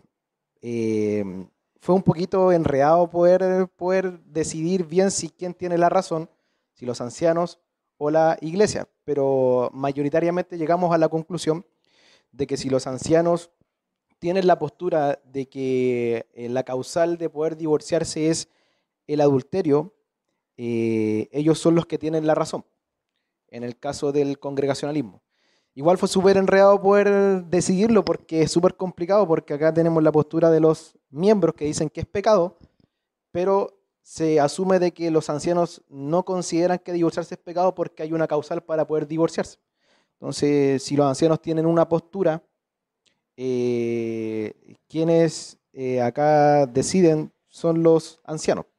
No sé, en realidad hasta para mí fue complicado poder decidirlo, estoy súper enredado y tampoco como que llegué a una conclusión exacta del tema, porque detrás de esto estamos llegando a una conclusión de muchos detalles detrás. Si hubo consejería, si hubo restauración, si el matrimonio de alguna otra forma quiso ser restaurado, quisieron volver, ¿cierto?, a juntarse, o quizás no volvieron a juntarse y decidieron divorciarse y se expuso a la membresía. Está el otro caso que simplemente llegaron al pastor y le dijeron queremos divorciarnos. Y los ancianos dijeron ya, ok, aceptamos el divorcio, pero no hubo consejería, no hubo restauración. Entonces igual uno empieza a asumir varias cosas que no salen en el papel. Pero si uno aplica, por ejemplo, el congregacionalismo, si hay una postura de parte de los ancianos, y hubo consejería, se intentó realizar una restauración, yo me inclino por seguir lo que dicen los ancianos de la iglesia, previo a todas esas cosas que yo acabo de comentar. Ahora, de que si los hermanos se divorciaron y pueden ser miembros de la iglesia, seguir siendo miembros, yo ahí también tengo la postura de que cuando un matrimonio se rompe, difícilmente podrían ser miembros porque también se mancha el nombre de Cristo. Entonces, como que existe, no sé, esa disyuntiva, esa postura. Eso es lo que puedo decir. No sé lo que puede decir el pastor, aquí el pastor nos puede ayudar. Excelente, gracias hermano. Sí, los casos están a propósito hechos con preguntas abiertas, así que porque es para hacerlos pensar y razonar sobre los varios supuestos que pueden haber detrás, ¿ya? Así que por lo menos encuentro que lo que razonaron los hermanos estuvo bien. Ya antes de ir a responder a todos esos temas, no sé si qué opinan los otros grupos de ese caso un poquito breve. ¿Sí? Julio, ¿sí?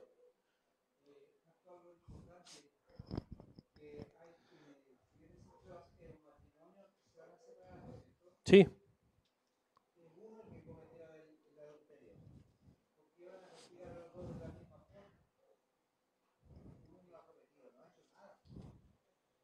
Ujú. ¿Ya? ¿Ok? ¿Algo más que agregar? ¿Sí? ¿Cómo? Ah, ya. Sí, pues después Ya, claro. Ya, el caso, ¿cierto? Es un caso complejo que lo hice a propósito complejo para que vean que a veces las cosas no son tan fáciles. Hay varios problemas de por medio. El primero es que, claro, hay una postura diferente entre anciano y iglesia, ¿ya? Eso tiene que tratarse en algún momento, tiene que llegarse a alguna conclusión y hay varias formas de llegar a esa conclusión. Una es que se establezca en un reglamento de la iglesia, otra es que la iglesia se sujete, que por lo menos es como esa forma en la que hacen en Santiago, se sujeta a la iglesia a la enseñanza oficial de los pastores, o sea, la postura que tengan los pastores se sujeta a la iglesia simplemente en este caso de divorcio. Entonces, lo que los pastores en ese sentido crean, la iglesia lo asume. Aunque yo obviamente podría tener una posición diferente, pero como estoy en esta iglesia me sujeto a la autoridad de los pastores. ¿Ya? Entonces ahí ya tenemos como ese punto gris que habría que ver. Claro, también habría que ver el caso del matrimonio, que es lo que decía Julito. Uno lo puede hacer dos lecturas en ese caso. Puede ser o una persona que pecó, ¿cierto? Del matrimonio, uno pecó y la otra es la parte inocente, ¿ya? Entonces la postura que yo como pastor, por ejemplo, tengo, si la parte inocente no adulteró, ella no es culpable de igual manera que el otro. Obviamente hay influencias para llegar a eso, pasan cosas, pero no es la responsable necesariamente de haber cometido el pecado, ¿ya? Entonces ahí habría que pensar en cómo tratar de forma diferenciada el asunto, ¿ya? Con relación con la membresía. diferente es si los dos adulteraron, ¿cierto? Ahí es un poquito más simple, uno podría decir, porque claro, los dos pecaron, se divorcian porque pecaron y no deberían seguir siendo miembros de la iglesia, ¿ya? Entonces todos esos factores son factores que uno ve en la realidad, y le decía al grupo de atrás que me preguntaban, es que eso igual se va descubriendo en el camino, ¿ya? Se va descubriendo en el camino cuando uno va a aconsejar y se encuentra con esos casos, ¿ya? Aquí también uno puede suponer bien o mal de los pastores, puede suponer, como decía Marcos, que los pastores hicieron su trabajo, que aconsejar, acompañar, o que simplemente dijeron, sí, bueno, aceptamos tu divorcio, que no debería ser obviamente la actitud del pastor, pues. Debería ser que escucha el caso y le dice, a ver, hermano, ¿pero por qué quieren divorciarse? Conversemos, ¿ya? Esa debería ser como la primera etapa generalmente. Yo por lo menos he estado en esos casos de hermanos, ¿cierto?, que han querido en algún momento de su vida divorciarse por distintas razones, y lo que le invito es decir, a ver, espera un poco, vamos lo que dice la Biblia, conversémoslo y tratemos de resolverlo, ¿ya? Porque el divorcio obviamente es la última puerta final, cuando ya no hay mucha solución de los casos, pero hay principios en las escrituras que nos apuntan a restaurar matrimonio. O sea, ese es el espíritu cristiano, perdón, restauración, trabajar en eso siempre. Y ya si trabajando en eso las personas ya no desean, ya intentaron y no funciona, después de un tiempo de acompañar, de luchar juntos, y se quiebra, ya ese es otro tema, ya no se puede hacer mucho, pero se intenta siempre trabajar primero, siempre se intenta restaurar, perdonar, porque ese es el espíritu, digamos, del Evangelio. ¿Okay? Bueno, eso, sobre ese caso. ¿Alguna otra duda? Ya. Segundo grupo entonces, grupo aquí, Juanito, no sé quién va a subir. Mario, ya.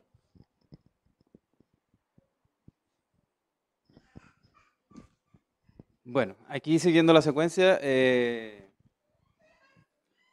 decidimos dar a conocer el caso de que varios miembros de la iglesia han empezado a comentar entre ellos que un anciano de la iglesia en reiteradas ocasiones le están pidiendo prestado dinero y que en algunas ocasiones no se devuelve. Cuando se le pregunta al anciano por qué hace esto, él responde que no le alcanza el dinero y que los miembros son quienes deben sustentarlo. Aquí, bueno, en consenso concluimos de que la iglesia se debe reunir, ¿verdad?, junto con ese anciano para saber por qué no le alcanza su dinero.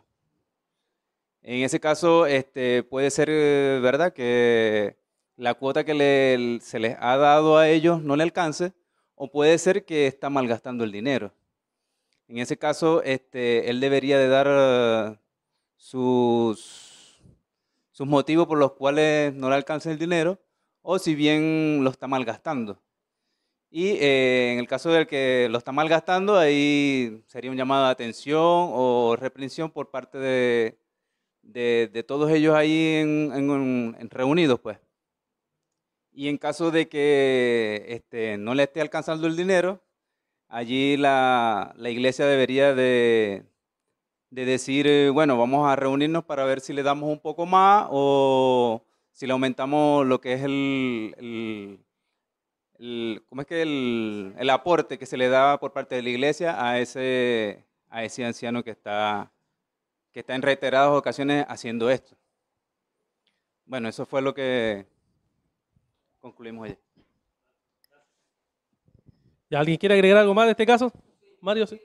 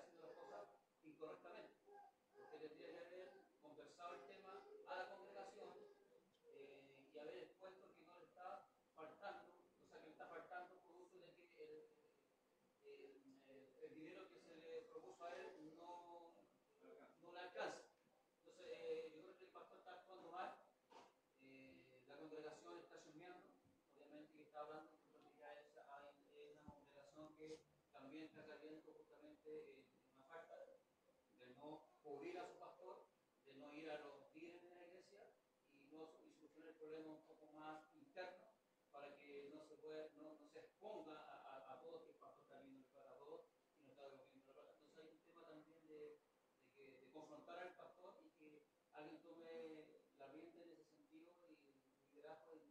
punto de lo que es dinero, de lo que es la parte, como por ejemplo, que llevan los dineros de la iglesia. Yo creo que ahí debería llevarse un consenso, ahora, hacer una reunión de lo que está pasando con el pastor, pues a los últimos pidió plata, que está sucediendo, que no le alcanza con lo que nosotros le hemos dado, y si no le alcanza, pues habría que poner un poco más de dinero para que el pastor no pase, porque es una vergüenza para la iglesia. Gracias, sí, Nico. Y aparte eso de que se le da dinero, o sea, se le presta dinero pero no lo devuelve, igual como que se le da mala reputación, así como que hoy nuestro pastor es como medio engañoso, así como que anda, claro, anda como con mentiras, o sea, es difícil confiar en alguien así, entonces también para mí es como grave. Sara, sí.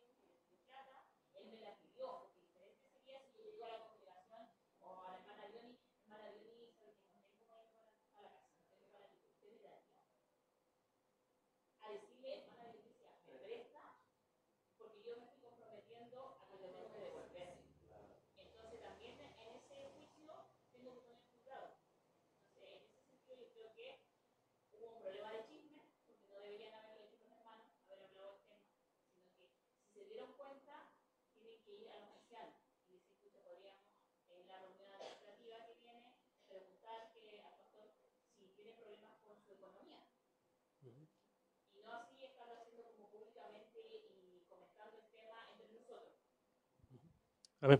Gracias. Hasta la 1, pero nos pasamos ya del tiempo. Sí, ¿cómo se resuelve ese tema? Ahí, si uno puede ver, hay problemas de los dos lados. Una, por el tema del pastor que tiene poca transparencia, porque andar haciendo eso es poco transparente, y más porque si se dan cuenta la justificación que da es que los miembros deben sustentarlo. O sea, igual está como distorsionando la información ahí, porque aunque es cierto, eso debería pasar por la asamblea. O sea, podría hablarse de membresía y no hacer esa práctica que se ve mal pues, y pecaminosa directamente. Y por otro lado está provocando este tema de chisme en la iglesia y tampoco se está tratando. Entonces, claro, está todo mal, claro. No hay transparencia sobre ese punto. Entonces igual es bueno que se tratara eso en una reunión de miembros y se pudiera solucionar el problema. ¿Ya?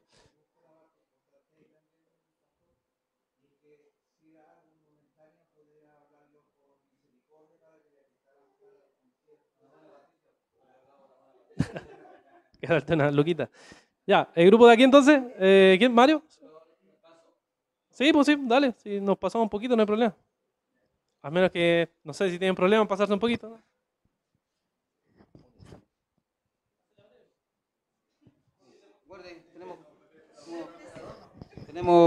Tenemos 10 puntos, no sé si alcanzaría a nombrar los 10 puntos, pero bueno.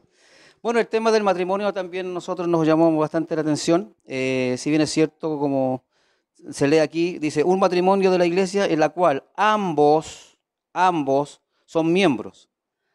Ha caído en adulterio. Ambos son miembros y han caído en adulterio. No está diciendo que uno o el otro, está como que está involucrando, literalmente podríamos decir, está involucrando a ambos, que los dos cayeron en adulterio.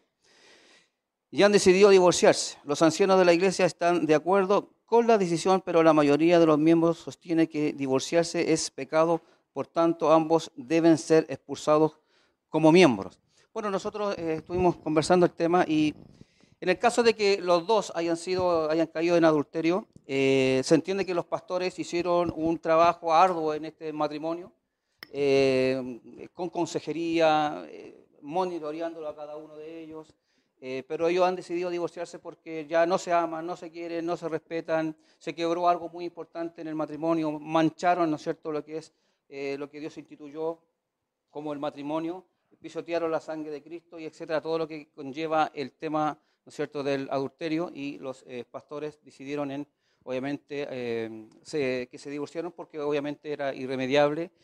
Quiebre, no se podía ya unir, se entiende que hubo, ¿no es cierto?, y vuelvo a insistir, bastante consejería por un tiempo determinado, que han llegado a la conclusión de que estos matrimonios no estén obviamente más juntos, y se entiende obviamente que serán expulsados de la iglesia, obviamente por temas de que han manchado también y han desprestigiado la iglesia en sí.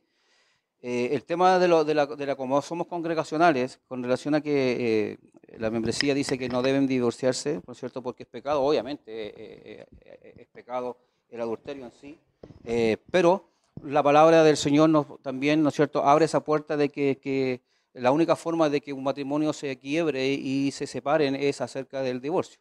O sea, eso está establecido en la palabra del Señor, lo dijo el mismo Señor. Por lo tanto, acerca del adulterio. Entonces vemos que en el caso que apuntamos nosotros es que los pastores están tomando una decisión correcta con relación a que se divorcien, porque no hay ya más remedio. Ellos hicieron todo lo que pudieron hacer. La membresía, la congregación debería acatar esa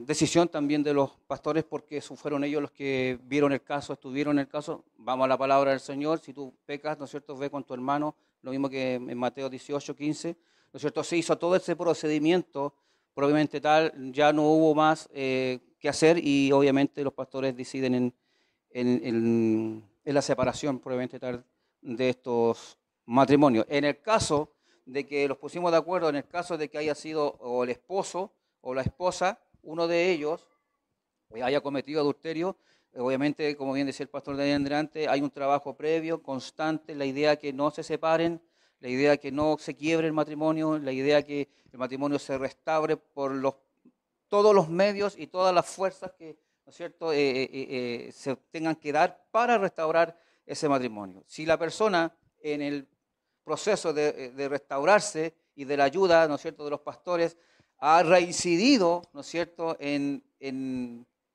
este caso, en el adulterio, fornicado, etcétera, ya obviamente se entiende que estamos hablando de una persona que es inconversa, y una persona que realmente su corazón no ha sido regenerado, no ha sido transformado, y estamos hablando obviamente con una persona que prácticamente es un mundano.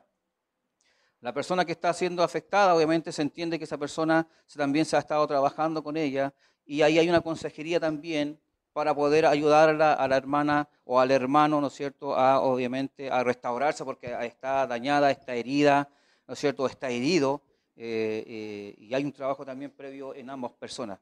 Pero por la otra parte, obviamente se entiende que la persona es reincidente, ha sido reincidente, y aun cuando no haya sido reincidente y haya cometido el pecado y no se haya arrepentido, ya tenemos justamente, se entiende que hay un quiebre en ese sentido. Ahora, nos ponemos en el caso, y lo conversábamos también, si la persona, ¿no es cierto?, ama a su esposo o a la esposa que cometió el pecado probablemente tal, ya hay un trabajo obviamente previo que se pueda obviamente ver con más lupa, apuntar a lo mejor incluso hasta pedir ayuda externa a otros pastores para que ayuden en el caso, si se extiende un poco más, entendiendo que la persona lo perdona aún en el tema, pero si la otra parte no quiere volver, ya no la ama, ya no la quiere, ¿no es cierto?, y no quiere volver, quiere cortar el matrimonio, obviamente ya se entiende que el matrimonio en ese sentido ya está cortado, se cortó. Eso. Igual nosotros nos pusimos en el caso de qué pasa si la víctima de adulterio lo perdonaba al victimario, pero aún así es reincidente en el adulterio, más allá de que si la víctima lo seguía perdonando o no.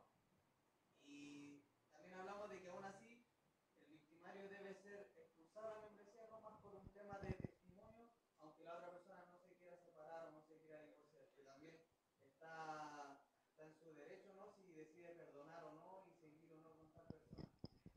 ¿Sí? Yo creo que apunto justamente lo que dice el hermano, la palabra de la persona haya sido reincidente. Si había tenido más cosas anteriormente o haya reincidido en el mismo proceso de ayuda, yo creo que ya se está tratando con una persona que No creía. no es creyente y que ya el pastor, los pastores deberían que tomar la determinación de ese matrimonio se quiebra, porque estamos en un residente, o sea, lo va a volver a hacer de nuevo. Reincide lo mismo, reincide lo mismo. Muy bien, me parece una respuesta bien completa porque hay que pensar varios caminos, varias alternativas ahí de por medio. No sé si alguien quiere agregar algo más, Nico. ¿No?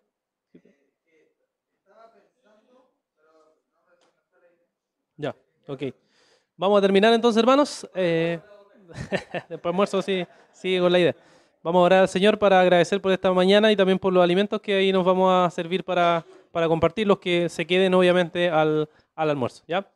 Padre, te damos las gracias por esta mañana que nos has permitido meditar en este tema, Señor, del congregacionalismo. Ayúdanos, Señor, a que tanto los miembros, Señor, usen bien las llaves que tú le has entregado de la libertad, que es una enorme responsabilidad. Que los miembros de esta iglesia, Señor, sean comprometidos con la iglesia, comprometidos contigo, que te busquen cada día en oración, que busquen tu presencia para que puedan actuar en sabiduría, Señor, las cosas que digan, las decisiones que tomen, sea conforme a tu palabra y no conforme a caprichos, conforme a amistades, conforme a esas cosas, Señor, sino que ayúdale a ser fieles en tu palabra cada día. Y también, Señor, ayúdame a mí como pastor a ser fiel a tu palabra, a vivir conforme a ella, a usar la autoridad que me diste para el beneficio de esta iglesia y de cada uno de los miembros que están aquí, Señor. Te pido que tú nos sigas bendiciendo y ayudando cada día, y gracias también porque nos provees estos alimentos que podremos disfrutar juntos en comunión. Te agradecemos por esto en el nombre de Jesús. Amén. Amén, hermano.